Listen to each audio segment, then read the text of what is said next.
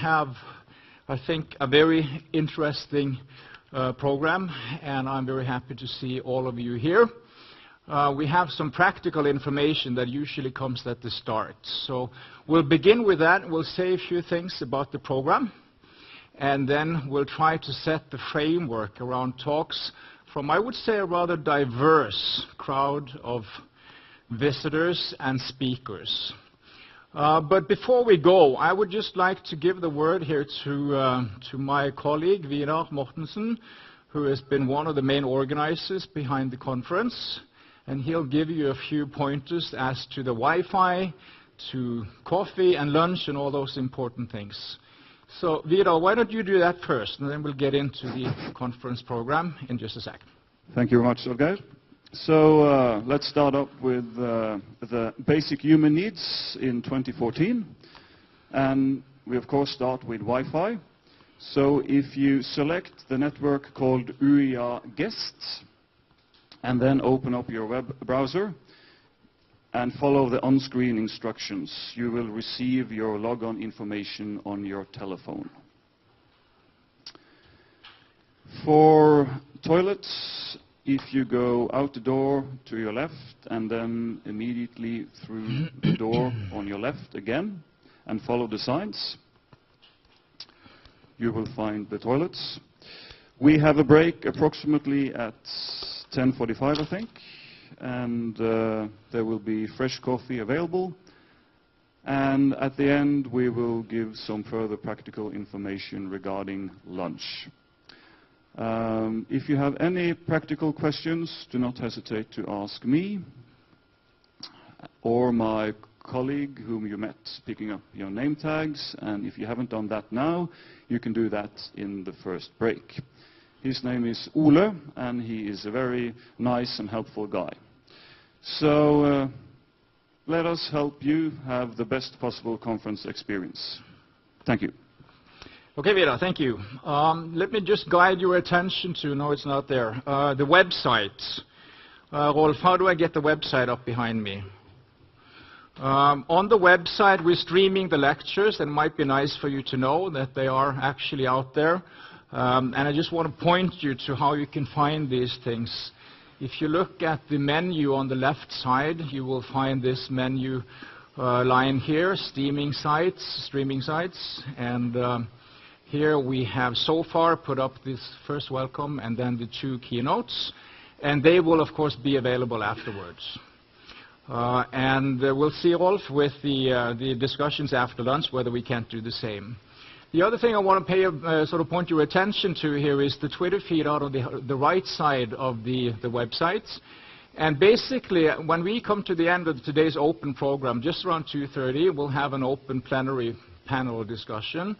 And I think there are two ways you can field questions. You can, of course, just ask them as we go in the panel discussion, but you can also use the Twitter feed. And it's kind of interesting also to see comments during the day coming out of the Twitter feed. So now you are invited to use the website in any which way you can. And then I'm going to ask Rolf to point me back again to where we were. And then a few words just about the idea behind the Future Learning Lab, to start us off and to set the connection. And I think we can kind of skip this first slide pretty much, because we're all here for a reason. And we are really here to talk about and try and sort of look a little bit into the crystal ball in terms of what's coming in the way of new learning technologies. And there are some key words on this that I would just like to point to in a little introduction here. And see whether we can't find a sort of a common reference ground in which to understand our keynote speakers, and also to build a platform for many of you who are participating in tomorrow's workshop. So with that said, I would start off by just wishing a very hearty welcome back to Keith Devlin, who is sitting right here. Keith was with us last year, and Keith's lecture from last year is also on the website. So if you have sort of the idea that he's going to say the same things as he did last year, you can just go out there and you can check, because... Sorry, Keith. No, it's there. Anyhow, we're very happy to have Keith back here, and we'll say a few more things about the keynote speakers later on as we present them as we go. We also have Donna Kidwell with us from Texas. We have several more from Texas. We have people with us from South Africa, from UNISA, the South Africa University, and we're very happy to have you all here, and we would look forward to the discussions today and tomorrow, so please feel welcome. And also to our good friend and colleague from several projects, June Breivik, who's also on the poster. June is going to help me with a panel debate afterwards, since she's going to be a key member of the workshop tomorrow. So that having been said, I think that I would also like to extend a note of gratitude to our university.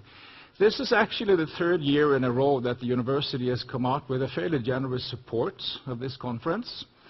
And there are others, as you can see on this list here. I won't go into details on account of the time, but we have, I think, at this point, a general support in the region that comes out in the way of both financing but also project participation, and we're just very grateful for that kind of a support from the local community. The one thing that I feel like saying in this particular context is that there is a company in Kristiansand that's a spin-off from Noroff University College, and it's called Web Student. And Web Student is one of the reasons we can have this kind of international setting in a fairly small group as this is. And Web Student has always been a good supporter, and it's last year and this year also a financial supporter of the Future Learning Lab and the conference. So it's greatly appreciated. And as to the university, one thing that has happened since last year is also the setting up of a joint interfaculty arena for PhD studies in uses of new technologies in learning, which is a cross between the technology, the humanistic, and the social science departments, faculties at the university. So I think that's also a very important sign that the university is picking up on this discussion and trying to implement in a good fashion a way of dialoguing between and across disciplines. So that's very good for us.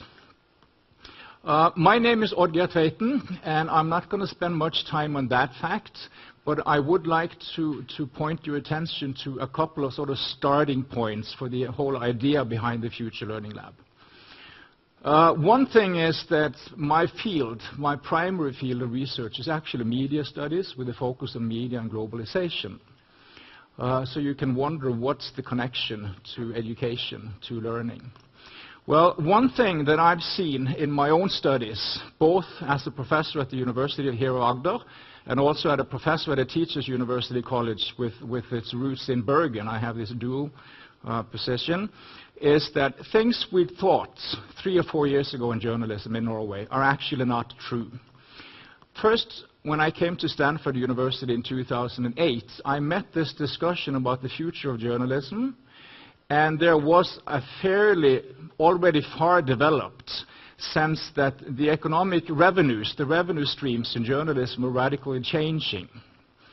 Now, I was following the same discussion in Norway at the same time, and the general assumption was that in the field of journalism and media in Norway, this was not likely to happen in the same way because the structures, the economic foundations were different. Well, lo and behold, in 2014, you have 100 journalists sacked here, another 50 journalists sacked there, and the same kind of infrastructure change that happened in the international media that we experienced in the US a few years ago and still do is now also happening here.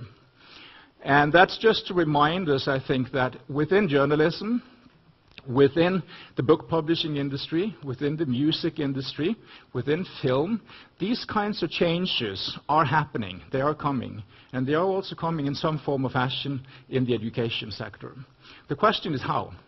And the question, I think, is how we meet them and how we kind of look at these things. Now, a few years back, 2006, something happened that kind of reminded me of this sort of commemoration issue that Time magazine put out when Steve Jobs died. Steve Jobs was essentially also one reason I started my PhD, because as a PhD student at the University of Minnesota a long time ago in 1985, I actually got my first computer. And I was one of those thinking that computers were irrelevant. I had a typewriter. I just bought a typewriter 2 months afterwards. I kicked it out and I bought my first computer and I was sold. And it's been with me ever since that the changes, the speed, the efficiency and all those things we all know, they are radical in a sense. But the most radical thing that I can think of is when 21 years later, in 2006, Time magazine voted Person of the Year to be the generalized you, all of us. And it's a reference back to Web 2.0 and to the kind of social media interaction that was enabled only when we think about it a few years ago. It's not that long since. Facebook, Instagram, all these other social media functions that we now take for granted, they came up, and I think it's a good thing to remind ourselves that there is a recency argument involved here. And the question for us, I think, in today's discussions and in tomorrow's workshop discussions is whether we can take a close look at these things from a development point of view, from a teaching point of view, a learning point of view, but also a research point of view. So we're trying to set up a research agenda in which we can do some joint, interesting research on these issues. The Future Learning Lab was set up for that purpose, and we began in 2010. Some of you have been here before, so you know the background of this. Some of you are new to it. But we've had these discussions going for a long time, and I think the general sense is that when we can do that with returning visitors, with Keith returning from last year, and with international conversations going, it's important for us at universities in Norway. Scale-wise, we are very different from Stanford University, which is Keith's home. Scale-wise, we're also very different from a lot of other universities in Europe.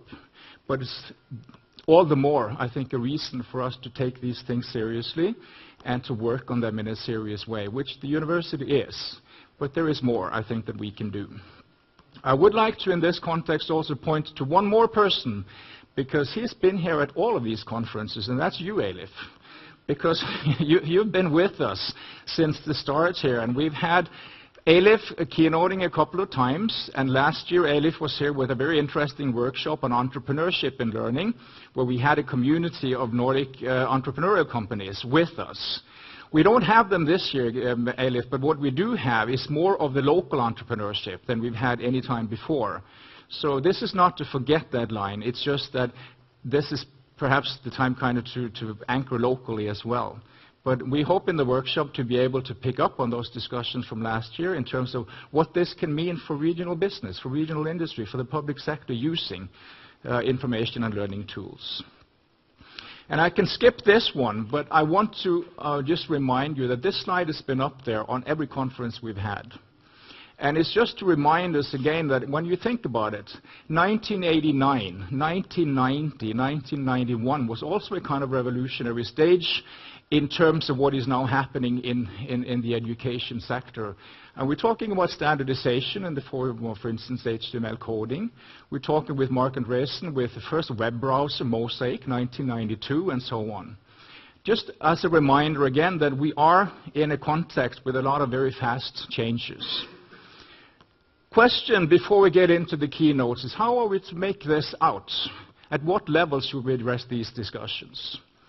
At the very fundamental level, I think, at the very basic level, we might want to remind ourselves of Marshall McLuhan's saying a long time ago that it's not necessarily always the content that's the message. It's the medium as well. It's the form, it's the genres, it's the universe of possibilities that come with a medium.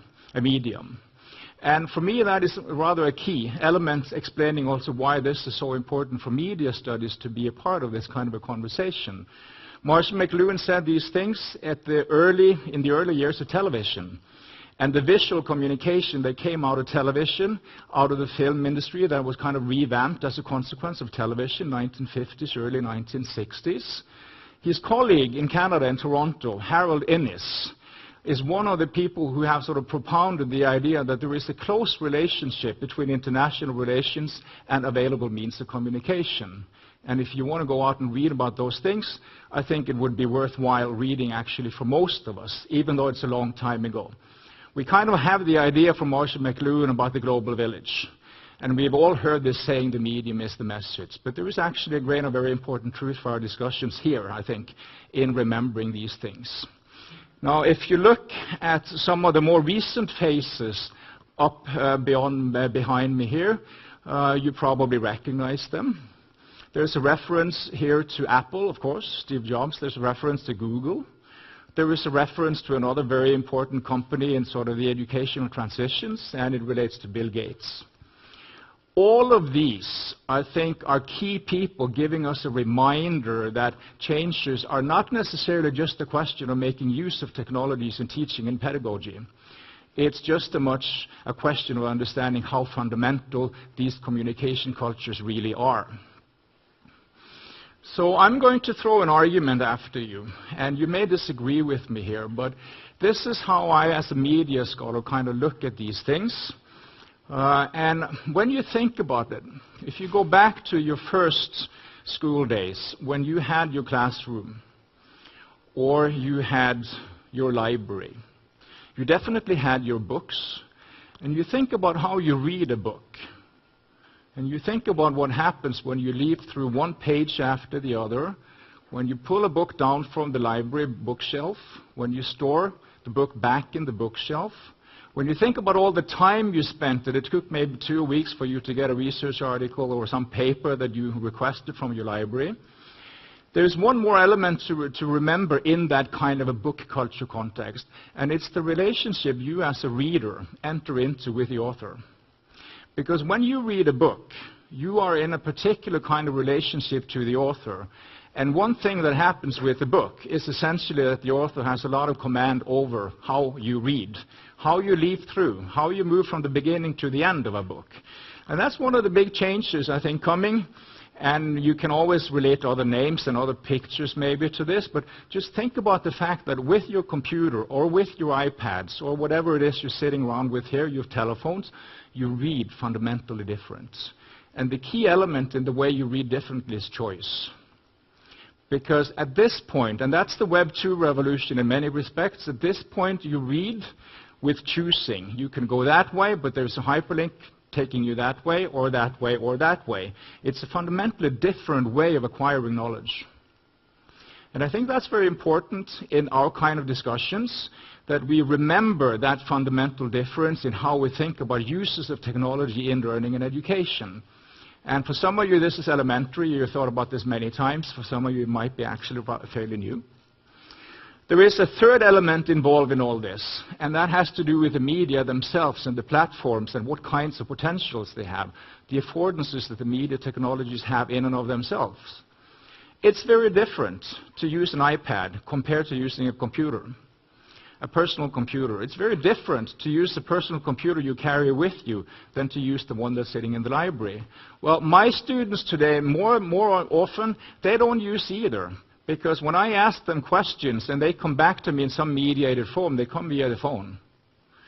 And for me, in my generation, that's a little bit hard to see and to understand and to get my head around how the screens getting constantly smaller creates that kind of interaction and that kind of sort of interaction between the teacher and the student. It's just as an example.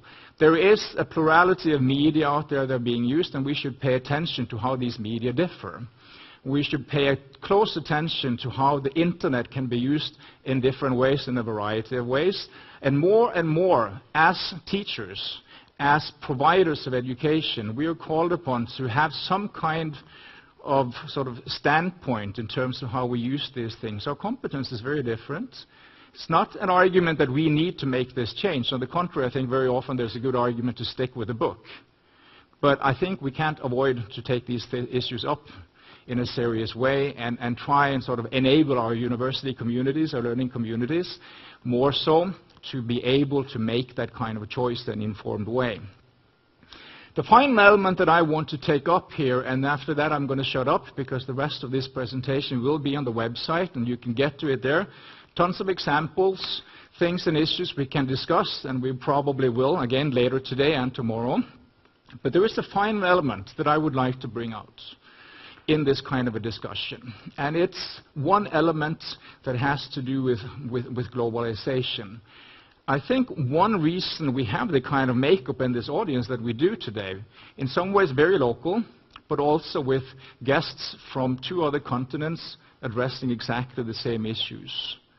The globalization part is, of course, an element of dealing with the same kind of challenges. But I think it also invites a new way of collaborating on actual doing, whether that doing is teaching or that doing is research. It's an invitation to networking in new ways. And for us, in a fairly small university, which is not even that old, we were established as a university in 2007, although we've had a long history behind that, but for us to be able to be in an international community like that is extremely important. Now, if you look, for instance, at Google, at some of the things that Google does, at the size and the enormity of that institution, I think you all agree with me that in some ways the university culture, the knowledge society is much flatter than it's ever been before because things are accessible. Now, one of the things that our two keynote speakers will take up on is some of the movements in this international Googlified, flat knowledge culture. And it's the phenomenon of MOOCs. And I'm sure that most of you at this point, in some form or fashion, have heard of massive open online courses. And I won't enter into a sort of a lecture on that part. But when you sort of just smell the word MOOC, massive, online, open, I think there are big discussions here. And if you look at the international discussions, for instance, relating back to last year's talk that Keith made, and incidentally, those of you who buy the argument that the first MOOC conference in Norway was in Oslo in September last year, that's not true, because Keith talked about this here last spring. That's a side issue. But anyhow, Keith said just that last year. I don't know if you remember that, Keith, but you said MOOCs, that's a side issue, you said. And then you went into an argument about in what sense that was a side issue. And I'm sure this is going to come up again now. In the US, for those of you who follow these discussions there, it's kind of like the whole MOOC hype is on the downslope. And that's not to say that the MOOCs are going away. It's just that it's being institutionalized, it's well known. Companies like Coursera have advanced, have solidified. A company, edX, was set up, Harvard, Massachusetts Institute of Technology, Stanford, and others together. But I think there is a sense internationally that this is posing somewhat of a problem for others, and the key word is access. So for those of you who haven't looked at this recently, the Norwegian institution Bibsys, they set up a collaboration with edX this past year in order to enable Norwegian universities to gain access. FutureLearn at Open University in London set up shop in, I think that was March 2014, to build this kind of a framework for British universities primarily. But then what about the rest of Europe, and then what about the rest of the world that are not able to gain access, for instance, to Coursera because it's elitist? It has a very high sort of entering threshold. What then? Well, for one thing, the European Union set up its EMMA portal. That came in May, I believe, April or May this year. So there is an interesting international move. And I'm thinking maybe the final point that I can make is that whatever else we think about MOOCs and what we're going to hear from Donna and from Keith, it's been a revitalizing part of the discussion in terms of distance learning, blended learning, the uses of technology and learning. It's a viable, it's a vibrant discussion. And there are many takes in to this kind of a discussion, but that's why we're here. And throughout the day, we'll be hearing from different people, different contexts, how they approach these issues. And I'm just so extremely happy to see the variety of people coming in to give us their reflections and thoughts. And actually, all of us here locally, we are very lucky to have these kinds of people with us here. So with that note, I'm going to close. I'm going to say thank you again, all of you, for being here. And we'll do a very smooth and very effective transition to Keith, because we've practiced. So we'll see how that works, Keith. But if you come up here and take the floor, I'll just sort of slightly recede out of the picture and give you the floor. And I'm actually on time, so you have that hour and 15 minutes. If you have questions for Keith, I'm sure you can field them any time. He's that